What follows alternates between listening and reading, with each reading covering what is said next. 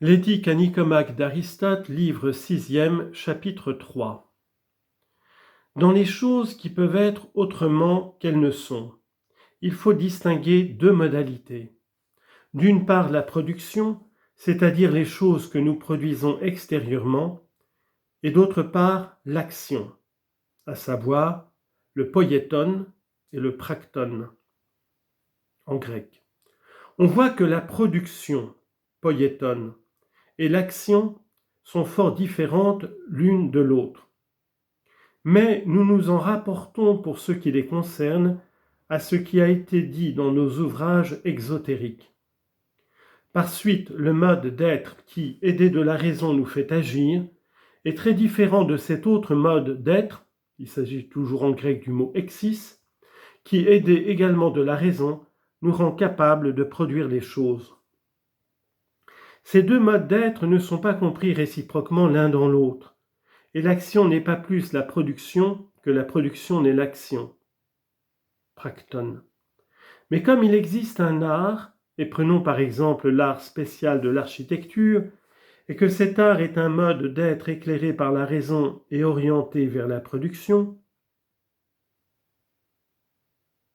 comme en outre il n'y a pas d'art qui ne soit pas un mode d'être producteur secondé par la raison, pas plus qu'il n'y a de mode d'être de ce genre qui ne soit aussi un art, il s'ensuit que l'art se confond en nous avec le mode d'être qui produit les choses extérieurement en s'aidant de la vraie raison.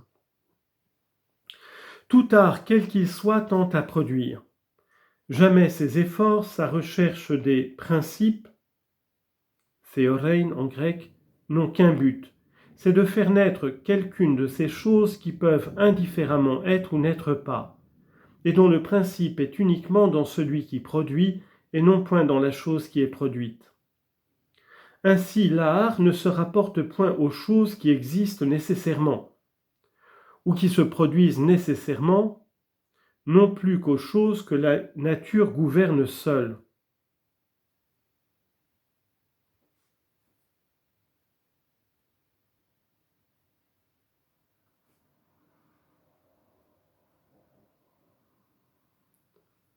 Car toutes les choses de cet ordre ont en elles-mêmes le principe de leur existence.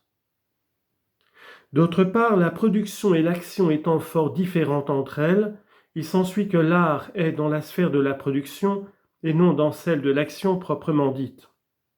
Et l'on peut dire en un certain sens que la fortune, en grec touché, et l'art s'appliquent aux mêmes objets, comme le remarque fort bien Agathon. Citation, « La fortune aime l'art aime la fortune. » L'art est donc, je le répète, un certain mode d'être, exis, orienté vers la production, dirigé par la raison vraie, tandis que le défaut d'art, l'inhabileté, est au contraire ce mode d'être conduit seulement par une raison fausse, appliquée toujours aux choses contingentes qui peuvent être autrement qu'elles ne sont.